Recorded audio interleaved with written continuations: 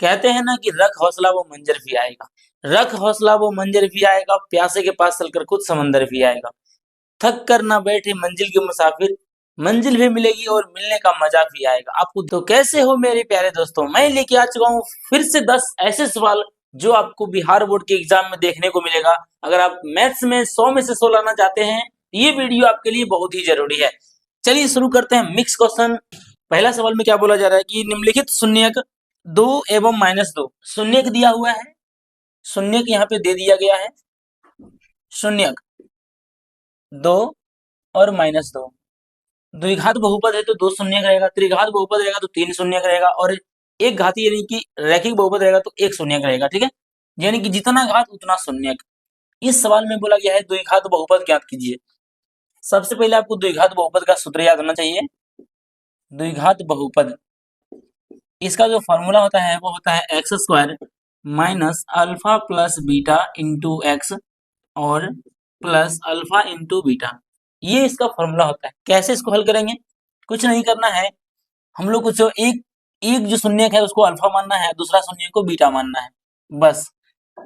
चाहे इसको उल्टा पुल्टा भी मान सकते हैं, उसे कोई दिक्कत नहीं है। जो पहला उसको अल्फा मानते हैं, जो दूसरा उसको बीटा मान लेते हैं, आप उल्टा भी मान सकते हैं। चलिए x² को छोड़ते हैं, प्लस अल्फा का जो मान है वो 2 है, प्लस होगा यहाँ पे प्लस, और बीटा का जो मान है वो -2 है। अगर यहाँ पर देखिए -2 और प्लस गुना माइनस, अगर माइनस होता है तो क्या होगा, यहाँ पर सिंपल ले देंगे माइनस, बीटा के बदले में रख देंगे 2, और इंटू में जो x लगा है उसको लगा देंगे, प्लस अल्फा का मान फिर से 2 इंटू बीटा का मान -2। ठीक है, इस तरह से हो गया है। अगर यहाँ देखा जाए क्या करेंगे, x² माइनस 2 में से 2 गया तो कितना बचेगा, 0x, प्लस प्लस गुना माइनस क्या होगा बताइए फटाफट से, प्लस गुना माइनस तो माइनस होगा, यानी कि यहाँ हो जाएगा क्या, -2 गुना 2 कितना हो जाएगा, 4।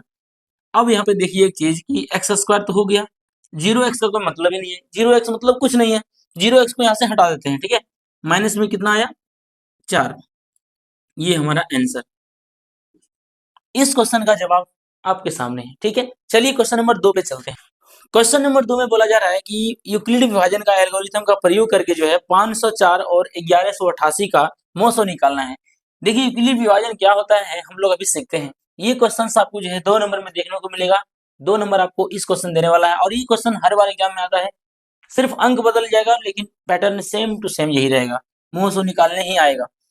चलिए हम लोग क्या करेंगे, छोटा से बड़ा को पहले भाग देंगे, छोटा से भाग देंगे बड़ा को, 504 से भागा देंगे कितना, 1188 को। ठीक है, अब इसको हल करते हैं पहले। ठीक है, चलिए इसको हल कैसे करना है, अगर इसको लगा देंगे तो 2 बार में लग जाएगा, ये 10 और ये 8, अगर घटाया जाए 0 8 1 108, फिर से क्या करना है, जो आया होगा उससे फिर से भागा देना है, और उसी से भागा देंगे और यहाँ का जो है उसको लिखेंगे। ठीक है, 504।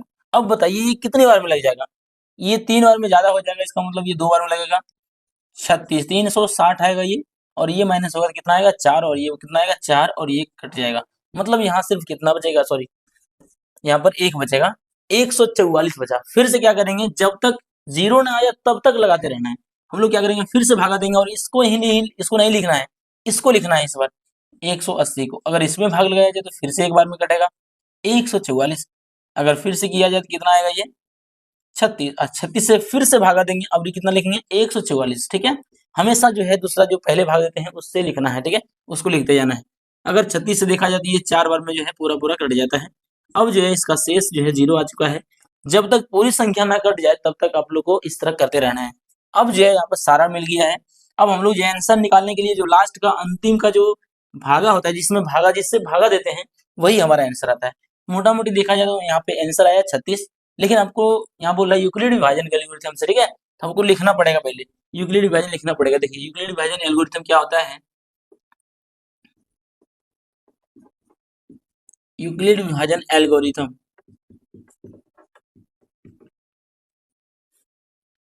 इसमें दिखा गया, क्या देखना है,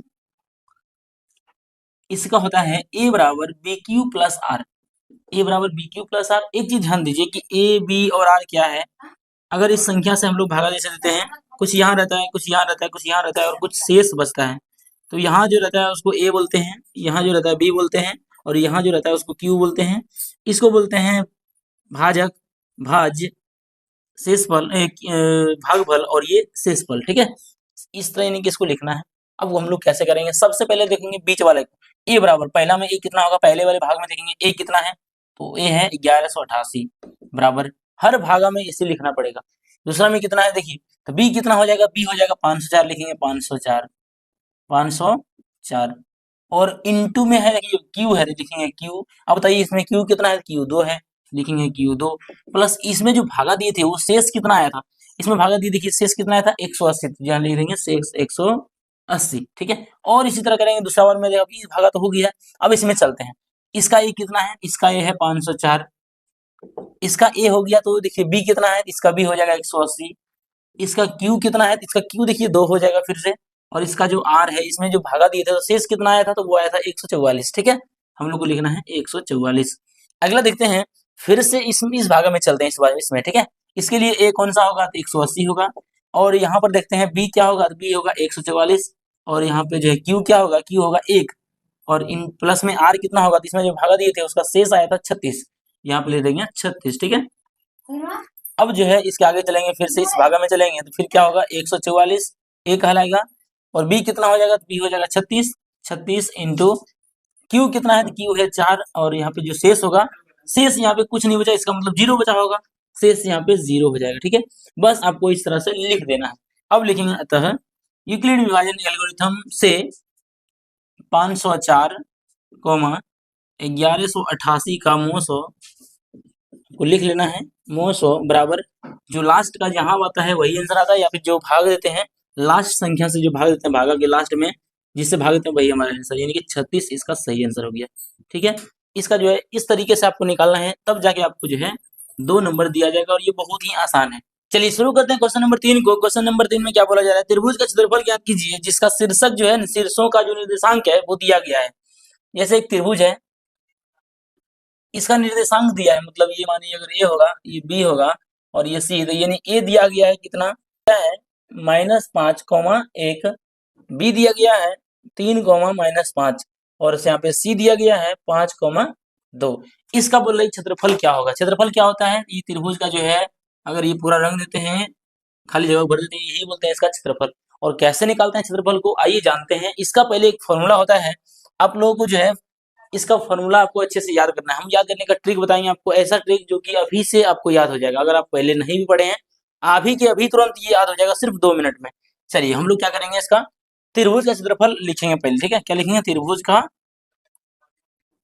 का क्षेत्रफल बराबर, फॉर्मूला देखिए क्या होता है, अभी आपको याद हो जाएगा। सबसे पहले आपको क्या करना है, 1/2 लिखना है, ये तो आसान है, 1/2 लिखना है, उसके बाद लिखना है बड़ी ब्रैकेट, कोई दिक्कत नहीं।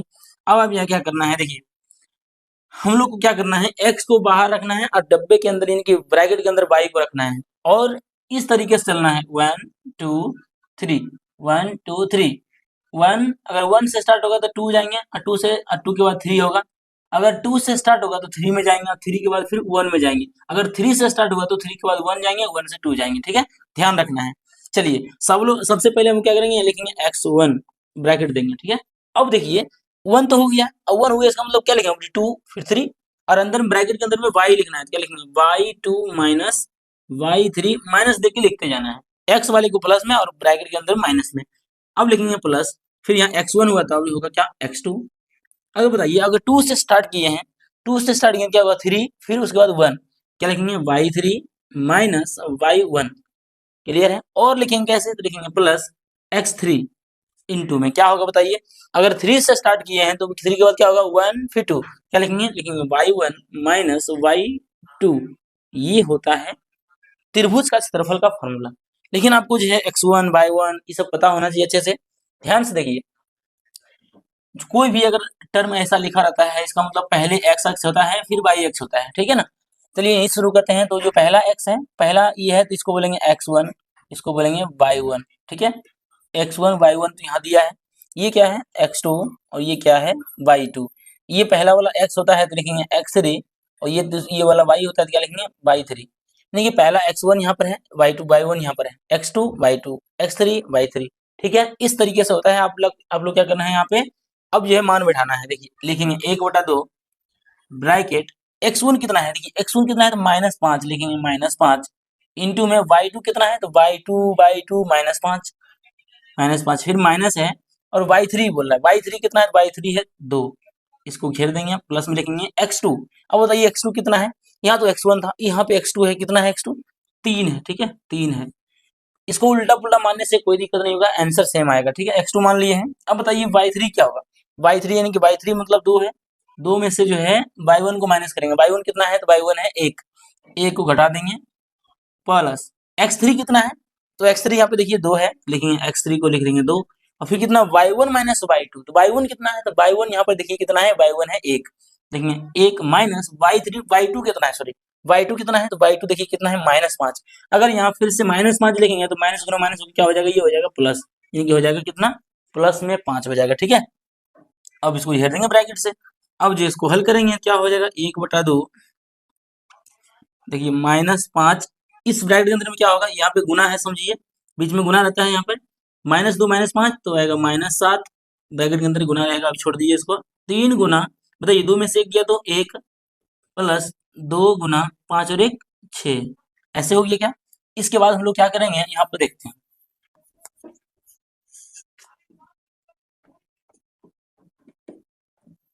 देखिए 1/2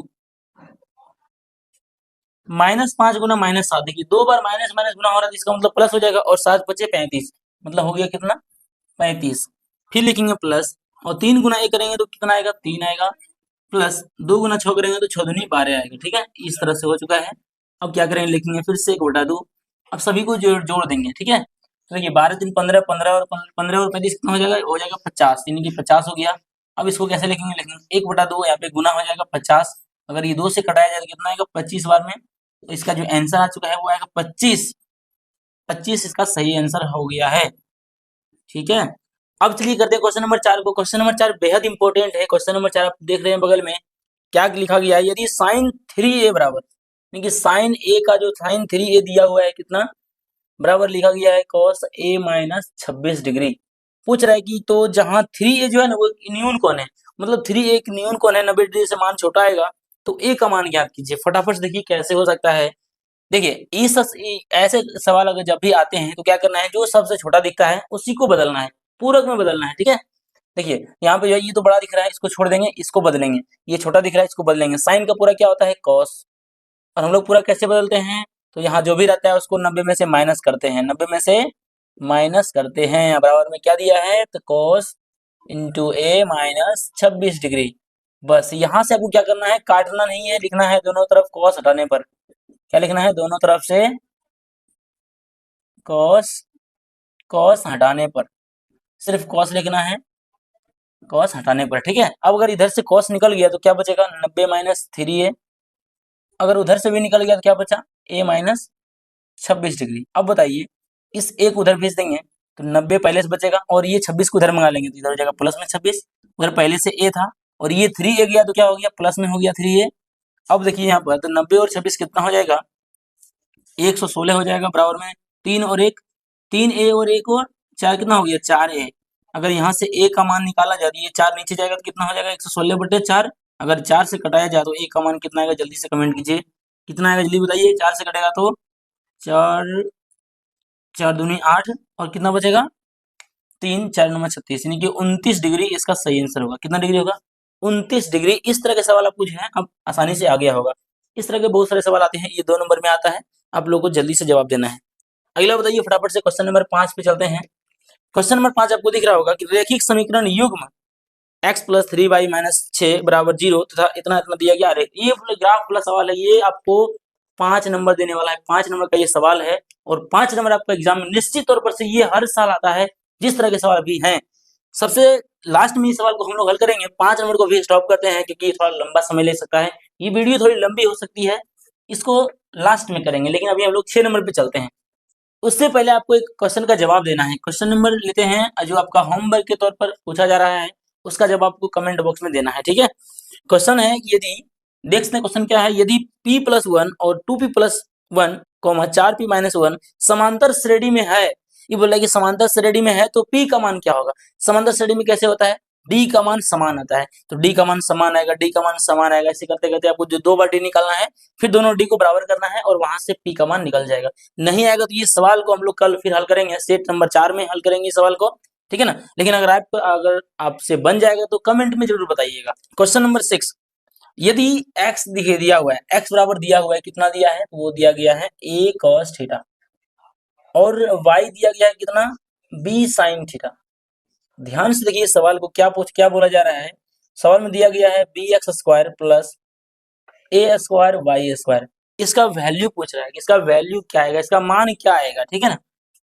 ये सवाल कैसे करेंगे इसको, देखिए x का जो मान है वो मान बिठाएंगे पहले इसमें, जहां भी x है x का मान बिठा देंगे। देखिए b स्क्वायर का तो b स्क्वायर हो जाएगा, और ये x के बदले में क्या लिख देंगे, x के बदले में लिख देंगे a cos थीटा, स्क्वायर है तो हम लोग अभी स्क्वायर छोड़ेंगे, ठीक है, प्लस a का मान तो नहीं पता है हम लोग, a का मान लिख देना, a का जो है वो लिख देंगे a स्क्वायर, लेकिन y का मान पता है, y का मान कितना है, वो है b sin थीटा।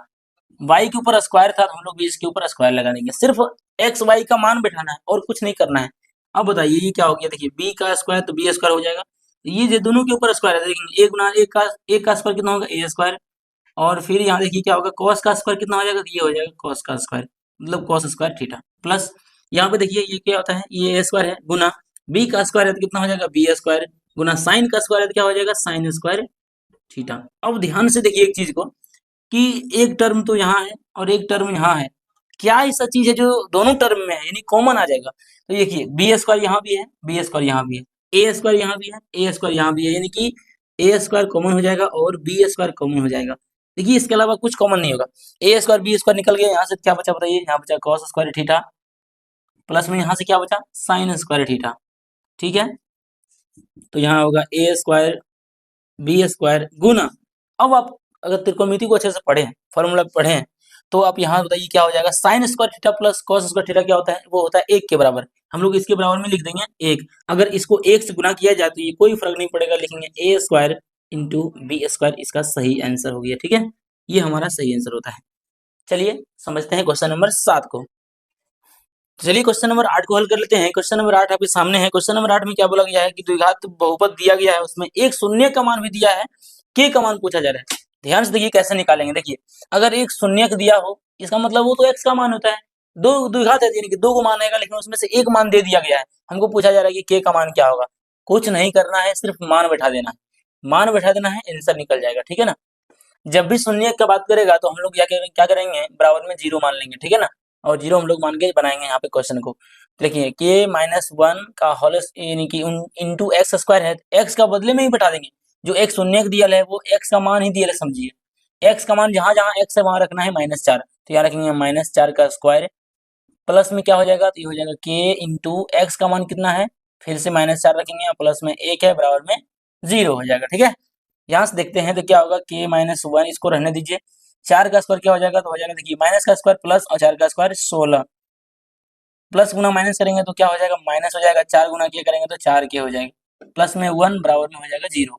इसको भी गुना कर लेते हैं, 16 गुना एक्स कितना होगा, 16 गुना के कितना हो जाएगा, 16 के माइनस 16 गुना करेंगे तो 16, यानी कि ये जो है दोनों में गुना होगा, ठीक है। 16 माइनस में कितना है 4 के, प्लस में 1 बराबर में 0। अगर 16 के में से 4 के चला गया कितना बचेगा, 12 के, माइनस में कितना बचेगा बताइए, तो माइनस में 16 है और प्लस में 1 है, अगर इसको घटाया जाए तो कितना आएगा, -15 बराबर में कितना है 0। यहाँ से देखिए के का वैल्यू कितना आएगा, के का वैल्यू निकालने से पहले हम लोग एक बार और लिखेंगे, 12 के बराबर 15 को उधर भेजेंगे तो क्या हो जाएगा, प्लस में 15। अगर यहाँ से देखा जाए के का मान क्या होगा, तो 15/12, अगर ये कटाया जाए 3 से तो 5 बार में, और 3 से कटाया जाए तो 4 बार में, आंसर कितना आया इसका 5/4, इसका सही आंसर, ठीक है। जब भी एक शून्य दिया हो तो यानी कि एक्स का मान दिया रहता है, और उस एक्स का मान उठा करके जो है हम लोग क्या करेंगे, हम लोग जो है उसका के जो भी खाली रहेगा उसका मान निकाल सकते हैं, बिल्कुल इस तरीके से, ठीक है। चलिए क्वेश्चन नंबर 9 पे चलते हैं। क्वेश्चन आपके सामने है, यदि भाग एल्गोरिथम ए बराबर बी क्यू प्लस आर, पहले ही बता दिए हैं मैं, बी का जो मान दिया है, क्यू का मान दिया है, आर का मान दिया है, ए का मान पूछा जा रहा है, बहुत ही सिंपल है, बताइए ए बराबर तो क्या होता है, बी क्यू प्लस आर, ए का मान पूछा जा रहा है, सभी का मान दिया है, बी का मान कितना दिया है, तो बी का मान दिया गया है 4, क्यू का मान कितना है 5, और प्लस में आर का मान है 1। देखिए लिखेंगे ए बराबर 4 पंचे 20, पहले गुना का काम करें, पहले गुना का काम होता है, तो 4 पंचे 20 हो गया, और प्लस में 1, यानी कि अगर जोड़ा जाए तो 20 और 1 21 हमारा आंसर आएगा, ठीक है ना। इस क्वेश्चन का जो जवाब है वो 21 हमारा आंसर है।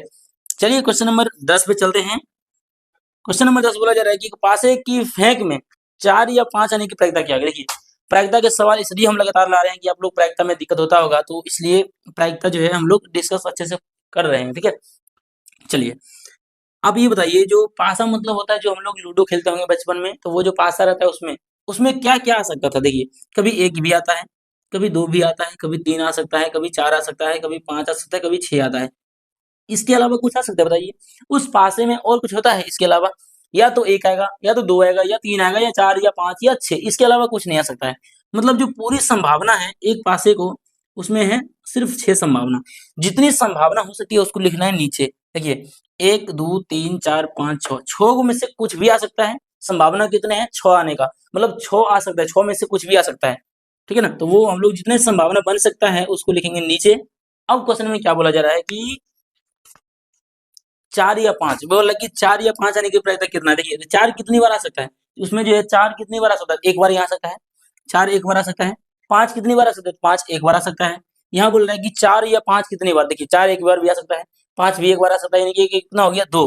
यानी कि 2 संभावना की यहाँ बात कर रहा है, तो उसको लिखेंगे ऊपर। अगर 2 से कटाया जाए कितना आएगा? 2 1 का 2 और 2 3 6, यानी कितना आंसर आया? 1/3।